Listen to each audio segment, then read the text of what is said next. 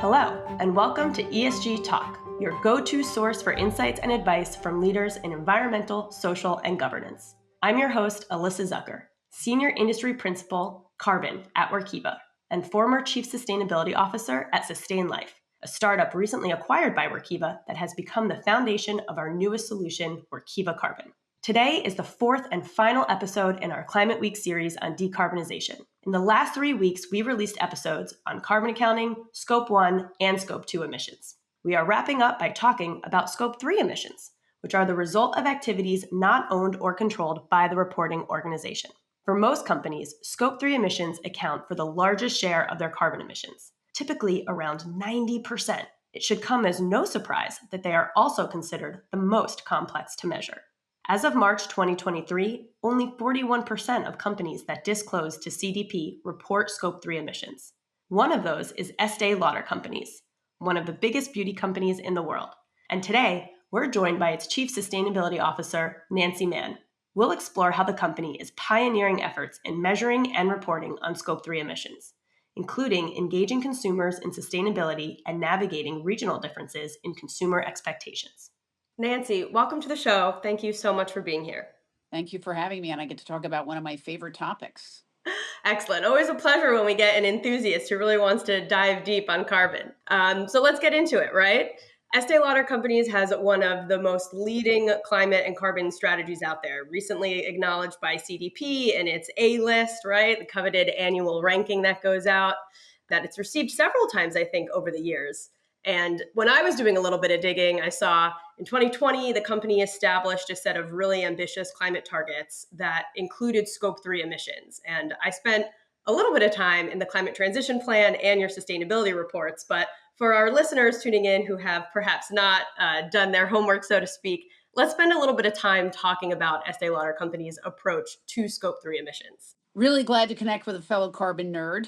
In terms of, the goals, just corporate goals generally, of course, what we try and do, as all companies do, is to really set goals in areas that are material to our business, which basically means areas that we have the biggest, hopefully, positive imprint on the world as a commercial company that manufactures and sells prestige beauty products. In terms of the way that we set all of our goals is we have glide path them out and finance them out. And so you will see we have not set a 2050 goal, and very intentionally so, because we could not candidly either financially or programmatically create a goal path that we could watch the glide path and get us there. That doesn't mean that we won't do that. But why it's been helpful is in each target, we partner with the business unit and we set the goal together. And we say, what would need to be true in order for us to get there? We have, as part of our unit, we do goal scorecarding, and we report quarterly to the board, and we kind of say, okay, based upon our glide paths, this is where we are. So for Scope 3 in particular, so for Scope 1 and 2, we really did double down basically on our operational footprints, as everyone does. We also leaned in heavily on a virtual power purchase agreement here in the United States with the goal of creating green energy. We generally, within carbon, with all of our goals, have really tried to focus on what I call double wins, which means their efficiency. So for Scope 3, obviously, those are our suppliers. We also, like most retail companies, also are someone else's Scope 3. And so the general approach we've had to Scope 3 really is partnership, humility, and focusing on credible progress. And the other is there's a lot of intersectionality in goals. So, for instance, we have a supplier diversity goal. What we found was that the vast majority of our smaller suppliers had no carbon training, basically, and no ability to account. So we either can, say my way or the highway, and diverse suppliers, if you can't do the carbon accounting, you can't be part of our supplier base, or we could train them, which we've done with SlowCod. And then on the partnerships, we have looked for partnerships with our suppliers wherever possible. We're continuing to explore those internationally, and also partnerships, I would say, with other companies. The VPPA, we partnered with Schneider Electric and a couple of other companies. Schneider Electric helped us put it together, but we worked with a couple of other bigger companies. companies. And we spent a lot of time also dialoguing. So we're coming up into Climate Week. We are once again holding our favorite topic of Scope 3 roundtable, where we invite folks like Mars and Starbucks and, J&J, all of our great partners. And we basically say, hey, how are you guys doing on Scope 3? And what are your tips? And that's actually how we got Slow Cut. So, it's a little, I would say it's a little bit like parenting. It's a humbling journey. Like as soon as you know what you're doing, it gets harder and changes. It's so very funny that you say that. And a couple of things I want to double click on. One was what you initially said about having your glide path and not setting the target before you have programmatic and financial means to get there. And that's something that I think we've seen companies have kind of a dual point of view on, right? I think especially in the early days when companies were setting science-based targets, they kind of almost put the target out there, right? Or even if it wasn't science-based target, said, here's our target, we're going to figure out the best way to get there. And I think we've been seeing a bit of a transition of companies saying like, okay, this obviously isn't going anywhere. This is going to be really integrated into our core business strategy and how we think about our future operations. We're going to do that analysis and that work to see reasonably and meaningfully how might we actually get there to then choose an appropriate and realistic target. We definitely have seen that. What we've tried to do is really focus on value, because at the end of the day, we are a commercial company. So how do we really basically work by stakeholders? So for instance, I do a lot of investor work. It's very clear, particularly with European investors, that this is a critically important area. It's also critically important for our consumers. It's important in different ways in different regions. So for us, we felt, hey, let's try and get to 2030. Let's better understand the value proposition for the climate work for all of our stakeholders. And then let's think about 2050. Yep. And then I think for scope 3, you have is it a 60% reduction target per unit of revenue by 2030? Yes. If I've done my homework right, I think that's it. So can we unpack that a little bit? So specifically, you mentioned initially identifying the material or relevant categories of your scope 3. What did that process actually look like for Estee Lauder Companies, and what influenced the decision to make that an intensity target rather than an absolute reduction in total emissions? Well, one of I think, the great complexities about this area, and I always say that the last science course I took was high school chemistry, and for a reason. Well, it was helpful to me both. It was helpful to me, honestly. I was primarily, I'm an attorney by training, but I was mostly a social impact person. Previously, I ran the Mac Viva Glam program and the recycling program, but climate was very new to me. One of the biggest tasks, I think, for those of us in this area is to take a very complex, evolving, and somewhat obscure, honestly, area of science and try and translate it into the business. And what's been tough is the goalposts keep moving. Now, we've seen the world and the world is changing and we've seen impacts of that, but also candidly, the standards keep changing, the metrics keep changing. So we tried to come up, we felt that it was most understandable to our company through one, growth, because the real challenge has been, how do you build a commercially viable company and also reduce your carbon? Like, how do you decouple growth and climate imprint, negative, emissions, and not negative emissions, but emissions? And so that was our big goal, which is a big goal, which is how do you grow and at the same time reduce emissions? So by coupling our climate goal with our scope 3, with our per unit of revenue, it allowed us to talk in a way to the business about growth. They get growth. We're all about growth. And in fact, particularly in this current environment. So that was, we felt, an important link to the business, as opposed to just pie in the sky, let's just reduce our emissions, regardless of how the business is doing. It's also helped us. We've had a couple of tougher quarters. It lowers the bar a bit so that our business colleagues don't feel like, my God, these climate people are relentless. No matter how we do, they're on top of us. So I feel very strongly that you really do need to link it to the business. We focused a lot, of course, on transportation. That's just a big goal. And we've also focused on business travel in our climate goals because we felt that was something that our folks could control. Now, business travel has actually really changed post-COVID. And we spent a fair amount of time, we just completed a brand climate training where we brought in our leads from R&D, we brought in our leads from packaging, we brought in leads from IT. So we've trained the functions, and then we've trained the brands. Because at the end of the day, our company, again, going back to the company, is that we are a brand portfolio house. The people in the brands the marketers, the IT leads, they are all making the supplier decisions. And so we need again to continue this dialogue within the company. And that's been another focus. And we've been really also focusing on things like what is the carbon intensity of different ingredient choices. So all interesting stuff. But I think that overall I would say we need to understand the business, to be empathic to the business, and everybody on our team has worked in other consumer goods companies because you have to know how to train it in and how to create a double win. Otherwise, I think the climate team is at risk, or the ESG team, of being a bit of a bunch of finger waggers and not as relevant or candidly as empathic. And it's much more fun to do this and learn about the business. I mean, I find business super interesting. So it's been a fun part of the job. Yeah, you and I are very philosophically aligned on that. And I think, so much of, and I actually really think like across sectors and markets, we're hopefully seeing this kind of meeting in the middle, this integration of this is a business strategy, right? The silo of the sustainability team and the ESG team is perhaps breaking down a little bit and is truly being integrated into other domains and disciplines because this is about transforming your business, which is a business, does have financial requirements that it needs to meet, but changing those operations in a way that drive towards these ambitious climate goals. And it can't be contradictory. Those have to work in tandem with one another.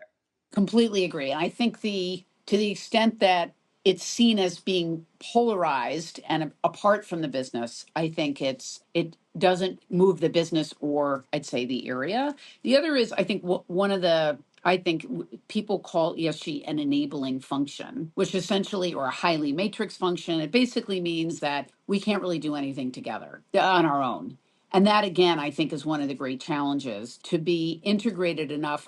I'm fortunate enough to report to the CEO and the chairman. And that means that as a member of the leadership team, I sit through a lot of discussions of some of the opportunities and growth challenges or other challenges that the business is having. And that empathy, that insight allows me at times not to do an ask, at times to run alongside the train, but also at times to shift approaches, I'd say, to the business, particularly given the one of the most precious things I have found in business is organizational share of mind.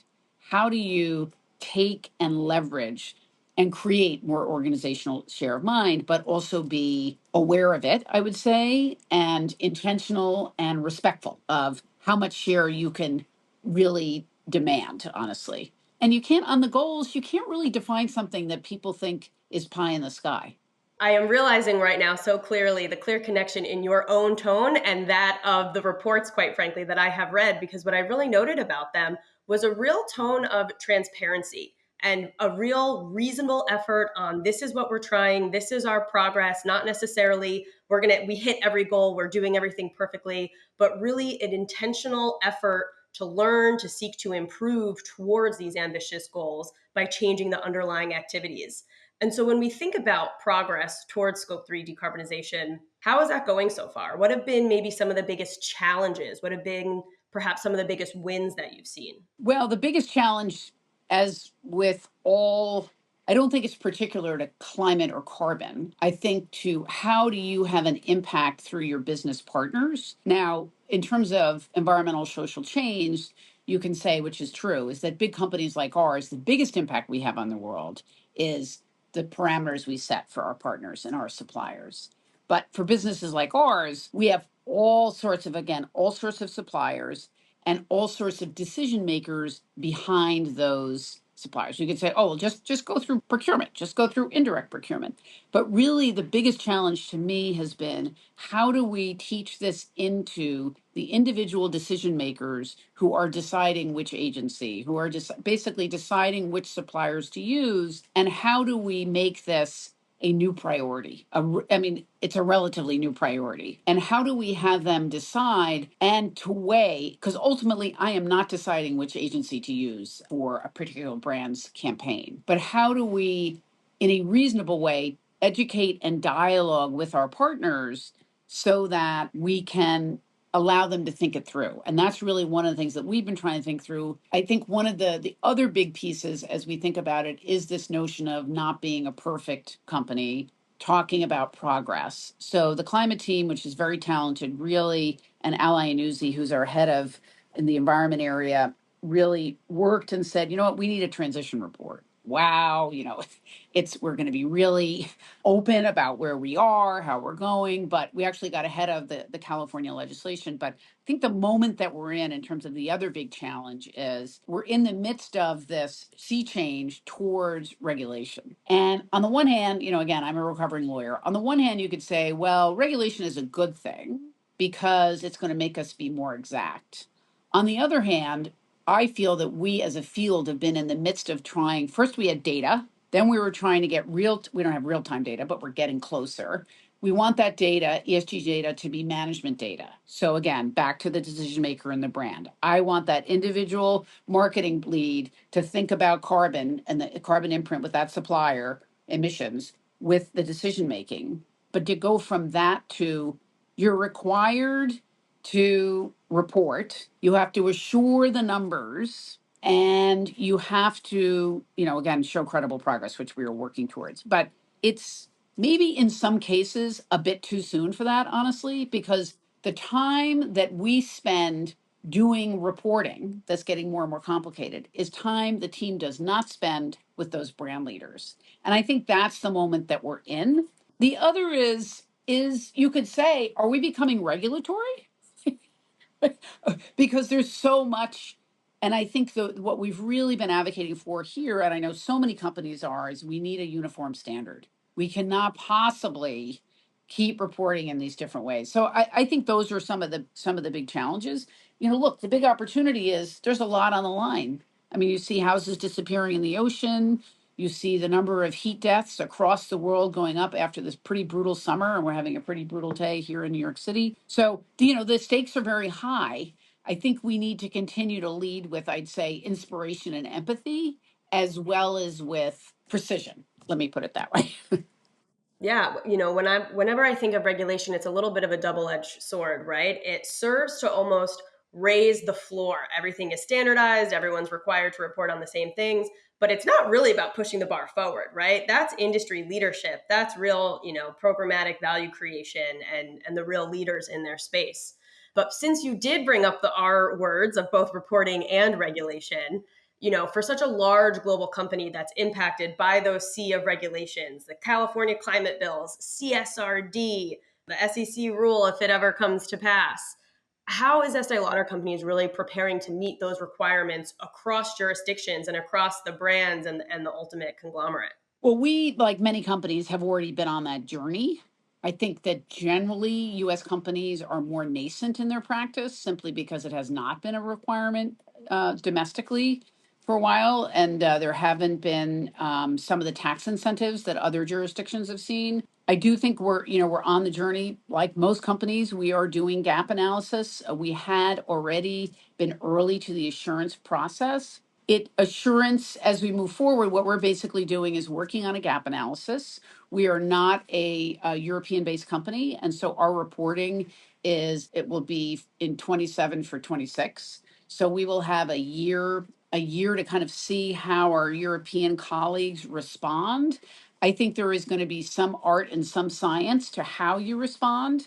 The real decision making that we all need to make is how do we continue again to best deploy our climate leaders to make progress within the institution, to deepen the practice, and at the same time respond to regulation. And that, I think, over the next couple of years is really the balancing act. What we are really focusing on is staying on the journey and being consistent, not sprinting.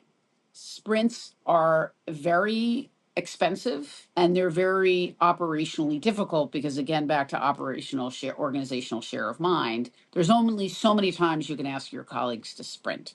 So that's where we are. Again, we stay very humble and really spend, I would say, increasing amounts of time listening to the business, listening to the field. Again, we're doing, as we've done every year at Climate Week, a roundtable, just listening to colleagues instead of, we could talk about how, I think we're doing pretty well, but I said it's humbling to really say, hey, where are you guys? What are you doing well? And we always honestly do it off the record because we feel that that's the best discussion. I'm actually going to a meeting next week, Terra Tuscany, to talk with what's interesting about this crowd is it's smaller. There's only 80 people and 40% of them are public. I think we also need better dialogues across city, like public entity, sort of like the city of Rome's ESG leader. Like, I have no idea what she's up against. So I think that's where I'm really hoping we don't all get so focused on regulation, so focused on, data assurance that we miss the boat on how do we deepen the discussion, how do we deepen the dialogue, and how do we begin to have like real, honest kitchen table discussions about what we don't know. And then, in terms of the kind of drivers, there's regulation at one end, but then on the other end is almost the business driver or the market driver, which is the end consumers, right? And the actual customers of the business. And so, have there been any differences that you've seen across markets? You have the more advanced European market where they do have more laws and tax incentives, more of, frankly, the business incentive and structure opposed to the American market. Are you seeing any kind of similar distinction across markets when it comes to consumer sentiment, and how have you engaged with them across decarbonization and your broader climate efforts? Great question. Again, back to the notion of kind of governance and business integration. We focus with our regional colleagues and our brand colleagues on consumer insights. And generally, what we're seeing is, first of all, we obviously don't own the consumer relationship. It's really our brands and our regions. We have seen that consumers definitely care.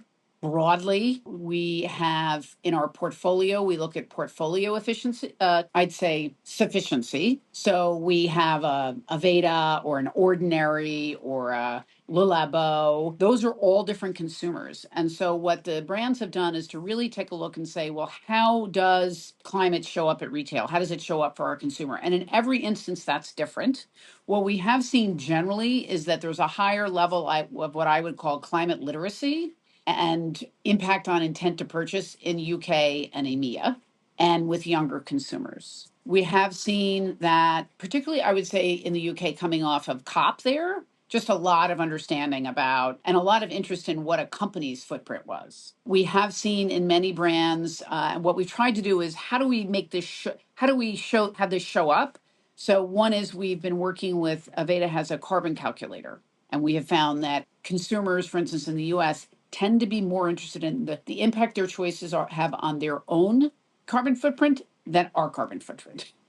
Whereas in EMEA and other places, that's not the case. So just like every other aspect of the business or every other product attribute, it really needs to be locally relevant and in our company, brand driven.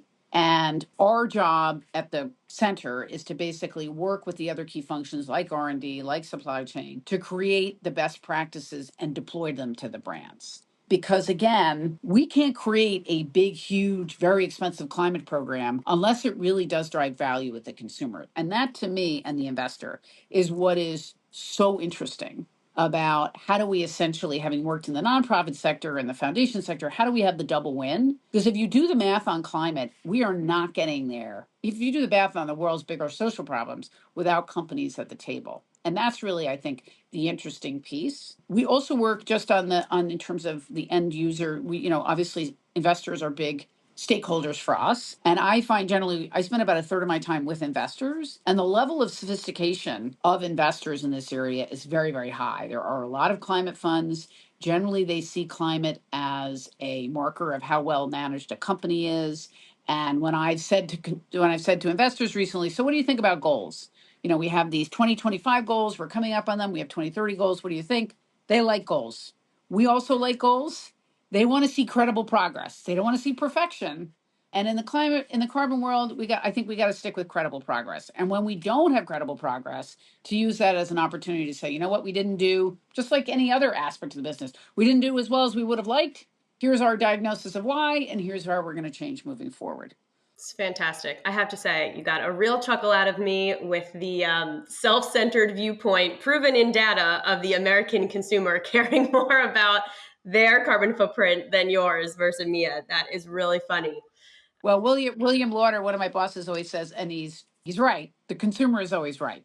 So, and I think just in my own training, having been part of the Viva Glam campaign for 10 years, it's very clear that there is a big group of consumers and a growing group that buy with their principles. And so I think that is also a very exciting trend.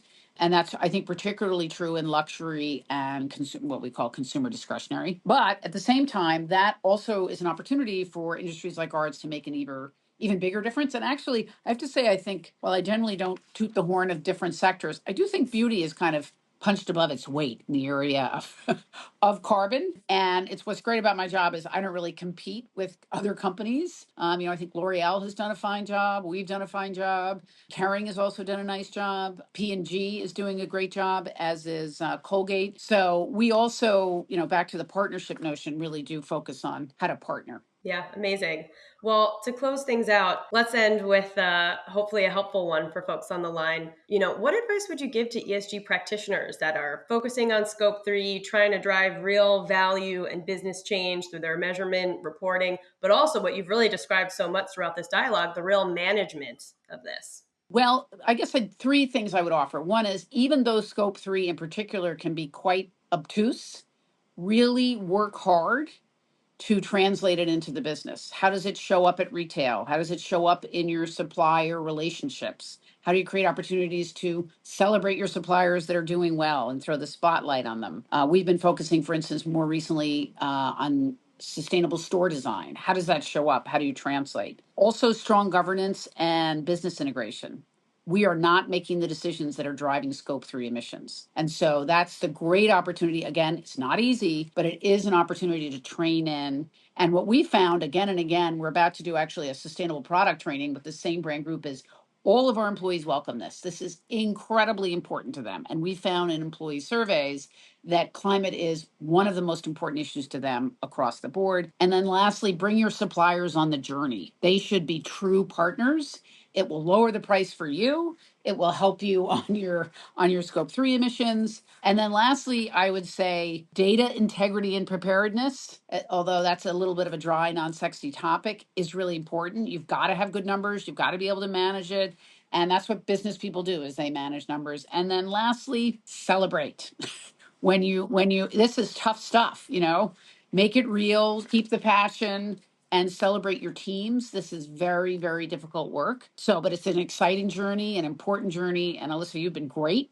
Really have enjoyed the discussion. And certainly, folks can find me on LinkedIn or through my email at nman@sd.com. And I'm really along for the journey. The one thing I would also offer is that I do feel sometimes that there's a lot of focus on data platforms or consultancies, and I think sometimes that might take away from the broader discussion. So one challenge I would have for all of us is, how do we move beyond the transactional aspects of carbon and carbon reduction to a broader discussion of what would need to be true for us to get there? And how do we have those private public discussions about, okay, we're going to do the best we can with these regs, but where are we all going together? Which I found from other fields I've been involved in, AIDS and healthcare, perhaps the fields are more developed, is the kind of next phase of the work that we do together. Nancy, super inspiring. Thank you so much for your insight, for your thoughts, for this dialogue. I really appreciate the opportunity. And again, it's been an honor, and look forward to keep the discussion going. Likewise. Thank you for joining us for this episode of ESG Talk, brought to you by Workiva, the world's only unified platform for financial reporting, ESG, audit, and risk. If you enjoyed this episode, be sure to check out our previous episodes from this year's Climate Week series, featuring guests from Delta Airlines, the Science Based Targets Initiative, and Swiss Steel. You can also find more on ESG and consumer behavior in Effective Consumer Sustainability Communications, our episode from earlier this season with Tansy Whelan of NYU Stern Center for Sustainable Business. In the meantime, please rate and review us on Apple Podcasts and subscribe for future episodes on Apple, Spotify, or YouTube. We'll talk again soon.